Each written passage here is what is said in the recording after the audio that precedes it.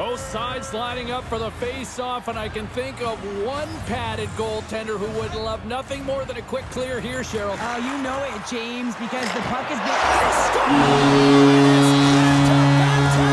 Yeah, they've been trying to... Now they got their own on their heel. They need a quick change here and find a way to continue the momentum.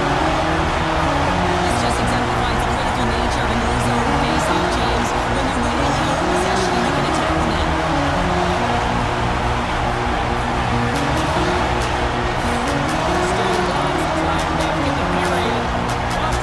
Control the pace of play these last few minutes, leading by 2.